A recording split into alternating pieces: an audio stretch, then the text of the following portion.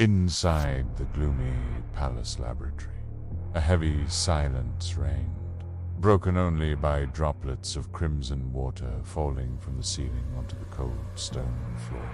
Mau Mau sat at her worn wooden bench, the flickering oil lamp casting a dim glow over the glass test tube cradled in her hands. She examined the violet liquid with the practiced eye of a court apothecary, listening to the anxious thump of her own heart. This was the poison she had uncovered just 2 nights ago. She recalled how she'd plucked the nightshade herb from the bustling market stalls, then distilled an extract that led to this horrifying discovery. A copper-colored mountain fungus that pierced blood vessels like a spear, sloughing flesh from within before announcing itself in the palace corridors with whisperings of dread. Tonight, in this cramped, underground chamber, he strove to isolate its chemical signature, hoping to concoct an antidote that could save the palace guards from a certain death. Slowly, Mau Mau raised the test tube and held it to the lamp's flame. The liquid swirled gently at the bottom, its violet hues dancing between the glass walls. As she adjusted the microscope for a closer look, a sudden pop echoed from behind. Purr.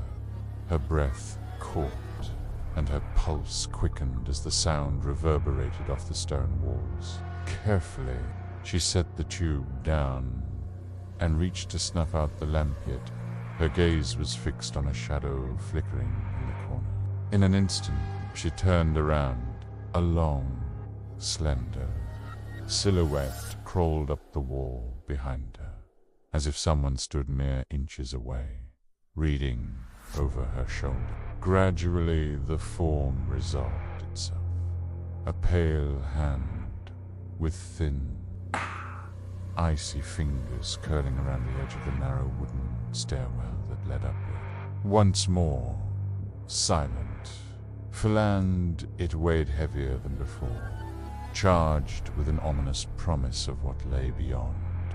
The shadow lunged at the edge of her awareness, reminding her that the palace harbored secrets darker than any poison, and that its hidden corridors demanded a price no mortal could ignore.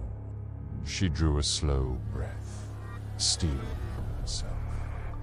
This was no longer merely a matter of herbs and potions. She would become the Shadow Slayer, if it dared cross her path again. And in